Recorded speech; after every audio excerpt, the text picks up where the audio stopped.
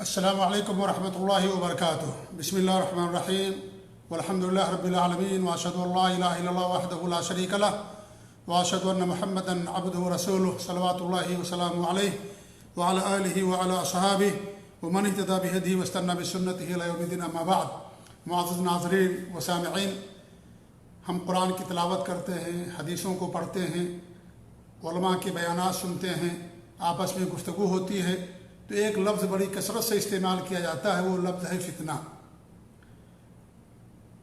فتنہ کا معنی کیا ہے، اس کا مفہوم کیا ہے، آج کے اس مختصر سے درس میں وہی میں آپ لوگوں کو بتانے کی کوشش کروں گا کتاب و سنت کی روشنی میں، کیونکہ یہ لفظ بار بار آتا ہے اور یہ لفظ عربی لفظ ہے فتنہ، اس کی جمع جو ہے فتن آتی ہے، اور فتن کا جو لغوی معنی ہے وہ آزمائش اور امتحان اور ابتلا کے ہوتا ہے۔ آزمائش کے معنی میں یہ لفظ استعمال کیا جاتا ہے۔ اللہ رب العالمین کی طرف جب اس کی نسبت ہو تو اس کا مطلب یہی ہوتا ہے کہ اللہ رب العالمین کا بندوں کا آزمانا، بندوں کی آزمائش کرنا، ان کا امتحان لینا۔ تو لفظ جو فتنہ ہے اس کا جو اصل اور لغوی معنی ہے وہ آزمائش اور ابتلا اور امتحان کے ہے۔ اللہ رب العالمین کے ارشاد ہے، احسب الناس ان یترکوا ان یقولوا آمنا وهم لا یفتنون۔ کیا یہ لوگوں نے گمان کر رکھا ہے کہ انہوں نے آمنا کہہ دیا، ایمان لے آئے، تو کیا ہم ان کی آزمائش نہیں کریں گے؟ یقیناً اللہ تعالیٰ بندوں کی آزمائش کرتا ہے۔ تو فتنہ کا جو لغوی معنی ہے وہ آزمائش کا معنی ہوتا ہے، جیسا کہ لغت کے ماہرین علماء نے باقاعدہ اس کو بیان کیا ہے۔ اور یہ جو لفظ ماخوذ ہے اس لفظ سے ہے، فتنت الفضة والذهب عذبتهما بالنار لیتمیز الردیء من الجید۔ یعنی ازہری ایک بہت مشہور لغت کے امام گزرے ہیں، وہ کہہ رہے ہیں کہ یہ جو لفظ فتنہ ہے یہ اصل میں اس قول سے ماخوذ ہے کہ فتنت الفضة والذهب، کہ میں نے چاندی اور سونا کی آزمائش کی۔ کیا مطلب اس کا ہوا کہ میں نے ان دونوں کو آگ پہ رکھا، آگ پہ پگھلایا، تاکہ اس میں جو اچھا سونا ہے یا اچھی چاندی ہے اس کی تمیز ہو، اور جو برا چاندی ہے، بری چاندی ہے یا جو غلط ہے اس سے اس کی تمیز ہو۔ اس لیے یہ اس کو کہا جاتا ہے۔ تو یعنی سونا اور چاندی کیوں پگھلایا جاتا ہے؟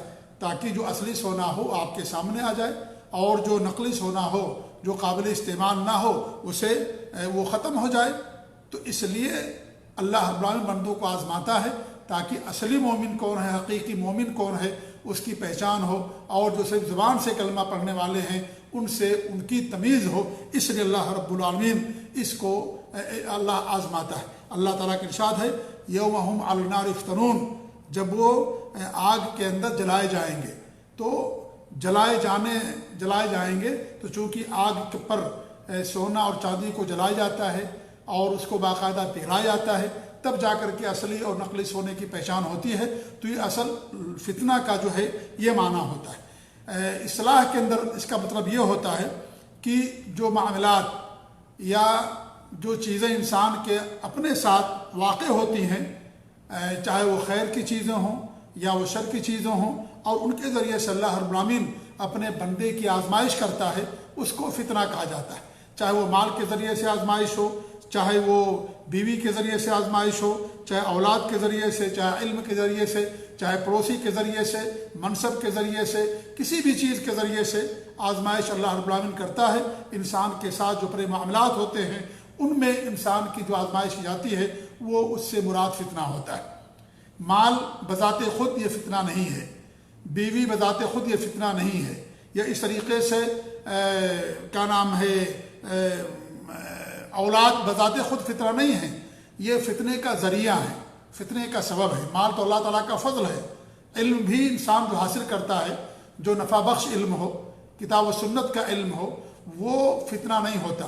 لیکن کبھی انسان غرور میں آ جاتا ہے، کبھی انسان اس کے ذریعے سے صحیح راستے کو چھوڑ دیتا ہے، حق کو چھوڑ دیتا ہے، تو یہ اس کے لیے فتنے کا ذریعہ بن گیا۔ ورنہ یہ چیزیں اللہ کا فضل ہیں، اللہ کا کرم ہے، یہ بذات خود فتنہ نہیں ہوتی۔ بذات خود فتنہ کیا ہے؟ جیسے کفر ہے، جیسے نفاق ہے، شرک ہے، ناجائز غلط علم ہے، مان لیجئے، یا اس طریقے سے اور بھی کچھ چیزیں ہیں جو بذات خود فتنہ ہوتی ہیں، لیکن کچھ چیزیں ایسی ہیں جو فتنے کا ذریعہ یعنی اس کے ذریعے سے بندوں کی آزمائش کی جاتی ہے۔ فتنہ کا لفظ قرآن و حدیث کے اندر کئی معنی کے اندر استعمال ہوا ہے۔ ایک معنی تو ہی ہے آزمائش کا، جیسا کہ میں نے بیان کیا، اور یہی اصل اس کا لغوی معنی ہے۔ اور اللہ رب العالمین کی ارشاد جو میں نے آپ کے سامنے تلاوت کی، احسب الناس ان یترکوا ان یقولوا آمنا وهم لا یفتنون، کہ کیا یہ لوگوں نے گمان کر رکھا ہے کہ ان کو ایمان لانے کے بعد چھوڑ دیا جائے گا، ان کی آزمائش نہیں کی جائے گی؟ تو لا یفتنون کا مطلب یہاں پر آزمائش نہ کرنا، تو بندے کی آزمائش کی جاتی ہے۔ ایسے دوسرا معنی کیا ہے اس کا؟ عذاب ہے۔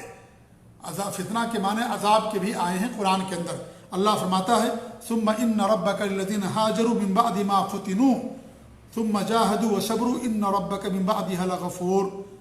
اس میں من بعد ما فتنوا اے من بعد ما عذبوا، یعنی عذاب دیے جانے کے بعد، اور یہ مکہ کے مسلمانوں کے بارے میں، صحابہ کے بارے میں آیت کریمہ نازل ہوئی، کیونکہ مکہ کے اندر ان کو تکلیف دی گئی، ان کو عذاب دیا گیا، ان کو ستایا گیا۔ تو فتنے کے ایک معنی عذاب کے بھی ہوتے ہیں اور ظلم اور ستانے کی بھی ہوتے ہیں۔ ایک معنی اس کا شرک اور کفر کا بھی ہوتا ہے۔ اللہ تعالیٰ کے ارشاد ہے وَقَاتِلُوهُمْ حَتَّىٰ لَا تَكُونَ فِتْنَةٌ، تم ان سے قتال کرو یہاں تک کہ فتنہ باقی نہ رہے۔ یہاں پر فتنہ سے مراد کیا؟ شرک اور قتل مراد، یہ شرک مراد اور کفر مراد ہے۔ یعنی کن سے قتال کرو؟ جو اہل شرک اور اہل کفر ہیں، یہاں تک کہ فتنہ باقی نہ رہے، کیونکہ شرک ایک بہت بڑا فتنہ ہے، ایک بہت بڑا فتنہ، اور دنیا کا سب سے بڑا گناہ شرک ہی ہے، اس سے بڑا کوئی گناہ نہیں ہے۔ شرک کرنے والوں کے لیے مغفرت نہیں ہے، اللہ رب العالمین کا صاف فرمان۔ شرک کرنے والوں کے لیے ہمیشہ ہمیشہ جہنم ہے، وہ ہمیشہ ہمیشہ جہنم کے اندر رہیں گے، جنت میں کبھی نہیں جائیں گے۔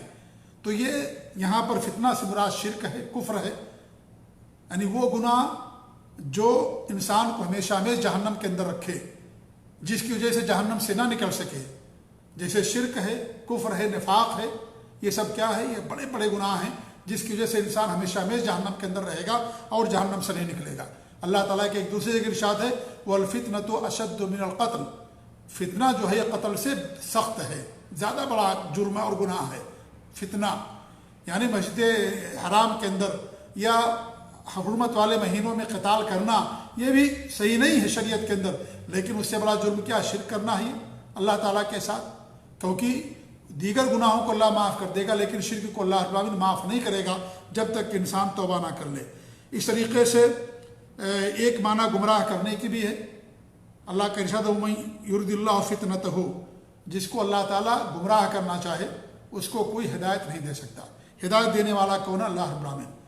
لہذا اللہ نے ہدایت کی راہیں پیدا کی، ہدایت کے لیے قرآن نازل کیا، حدیثیں نازل کی، اپنی دنیا اور دنیا کے اندر نبیوں کو بھیجا، رسولوں کو بھیجا، تو اللہ رب العالمین جس کو ہدایت دینا چاہے اسے ہدایت ملتی، اور جس کے مقدر میں گمراہی لکھی ہوئی ہے اللہ کو معلوم ہے کہ انسان راستہ قبول نہیں کرے گا صحیح، اللہ کو معلوم ہے کیونکہ اللہ رب العالمین کو ہر چیز کا علم ہے، اس لیے اللہ نے اس کے لیے وہی مقدر کر دیا۔ جب انسان ان چیزوں کو استعمال نہیں کرتا جن کے ذریعے سے انسان کو صحیح راستہ ملے، ہدایت ملے، تو ایسے انسان کے بارے میں اللہ کو معلوم ہے کہ اس انسان کو صحیح راستہ یہ نہیں اختیار کرے گا، تو اللہ نے اس کے لیے گمراہی لکھ دی ہے کہ گمراہی کے اندر رہے گا، اللہ نے لکھ دیا اس کے لیے کہ جہنم کے اندر رہے گا۔ اللہ نے کیا فرمایا ابو لہب کے بارے میں، اس کی بیوی کے بارے میں، کہ وہ جہنم کے اندر رہیں گے، جلیں گے، کیونکہ اللہ کو معلوم تھا کہ یہ لوگ، اللہ نے ان کو عقل دیا، دماغ دیا، سب کچھ دیا، لیکن اس کے باوجود بھی وہ استعمال نہیں کریں گے اپنے عقل و دماغ کو۔ نبی کو اللہ نے بھیجا، ان کے خاندان میں سے بھیجا، لیکن اس کے باوجود بھی اس نبی پر ایمان نہیں لائیں گے، اللہ تعالیٰ کو معلوم تھا، اس لیے اللہ رب العالمین اس کے لیے جہنم کی وحی سنائی اور وہ جہنم کے اندر چلا گیا۔ تو یہ بھی فتنے کا جو ہے ایک معنی ہے۔ اس طریقے سے جنون کے معنی میں بھی استعمال ہوتا ہے۔ جنون یعنی پاگل پنی کے معنی میں، جیسے کہ اللہ فرماتا ہے بِأَيِّكُمُ الْمَفْتُونُ، تم میں سے کون جو ہے مجنون ہے، تو یہ فتنے سے بنا ہوا مفتون ہے۔ اس طریقے سے آگ پر جلائے جانا، آگ میں جلائے جانا، یہ بھی فتنے کا ایک معنی ہے۔ اللہ فرماتا ہے ان الذین فتنوا المؤمنین والمؤمنات، جن لوگوں نے مومن مرد اور مومنہ عورتوں کو آگ میں جلایا، آگ میں ڈالا، تو فتنہ کا معنی یہ بھی ہے۔ تو لفظ فتنہ جو ہے بہت سارے معنی کے لیے استعمال ہوتا ہے۔ معاشی کے اندر پڑنا، گمراہی کے اندر پڑنا، یہ بھی کیا ہے؟ فتنہ کا ایک معنی ہے۔ یا حق کا باطل سے گڑبڑ ہو جانا، بہت سارے لوگ ہوتے ہیں ان کو حق نہیں مل پاتا ہے، اور یعنی باطل سے گڑبڑ کر دیتے ہیں وہ لوگ، مشتبہ ہو جاتا ہے. تو یہ بھی اس کا معنی بھی کیا ہے، یہ بھی فتنہ ایک ہے. اس طریقے سے کچھ لوگ فتنے کا ذریعہ ہوتے ہیں، جیسے کچھ لوگ ہیں جو فتنے کا ذریعہ ہیں، ان کا وجود فتنے کا ذریعہ نہیں ہے. اللہ نے ان کو پیدا کیا لیکن وہ اس سے فائدہ نہیں اٹھائے اور اس طریقے سے فتنے کا ذریعہ بن گئے. غلط باتیں لوگوں کے اندر عام کریں گے، غلط فتوے لوگوں کے اندر دیں گے اور اس طریقے سے لوگوں کو غلط باتوں کی طرف رہنمائی کریں گے اور حق چھپائیں گے، باطل کی طرف لوگ لے کر کے جائیں گے. تو یہ کہا جاتا ہے یہ آدمی بھی بہت بڑا فتنہ ہے، یعنی یہ فتنے کا ذریعہ بنا ہوا ہے کہ اس کے ذریعے سے لوگ گمراہ ہو رہے ہیں، صحیح راستہ چھوڑ رہے ہیں، حق کو چھوڑ رہے ہیں اور یہ باطل کو مزین کر کے اچھی شکل میں لوگوں کے سامنے پیش کرتا ہے کہ لوگ اس کے دھوکے میں آ جاتے ہیں اور اس کی باتوں میں آ جاتے ہیں اور اس طریقے سے لوگ گمراہی کا شکار ہو جاتے ہیں. تو یہ بھی ایک فتنہ ہوتا ہے کہ کہا جاتا ہے کہ یہ فلاں آدمی فتنہ ہے یا فلاں جو ہے یہ مال کسی کے لیے فتنہ ہو گیا. تو مال بنفس سے ہی فتنہ نہیں ہوتا لیکن فتنے کا ذریعہ اور گمراہی کا ذریعہ بن جاتا ہے، صحیح راستے سے بھٹکنے کا ذریعہ بن جاتا ہے. ایسے آدمی بھی جو اپنی ذات سے لوگوں کے اندر فتنہ پھیلائے، لوگوں کے اندر گمراہی پھیلائے، وہ بھی فتنے کا ذریعہ اور سبب ہوتا ہے، چاہے وہ افراد ہوں چاہے وہ جماعتیں ہوں. کچھ جماعتیں ایسی ہوتی ہیں جو گمراہی کا ذریعہ اور سبب بن جاتی ہیں. تو یہ بہت سارے معنی ہیں کیا نام ہے اس کے فتنہ کے جو قرآن کے اندر اور احادیث کے اندر استعمال کیے گئے ہیں. اللہ تعالیٰ سے ہماری دعا کہ اللہ رب العالمین ہم سب کو آزمائش میں کامیاب کرے. اللہ تعالیٰ ہم سب کو ہر طرح کی فتنے سے محفوظ رکھے. آمین. وجزاکم اللہ خیر. والسلام علیکم ورحمۃ اللہ وبرکاتہ.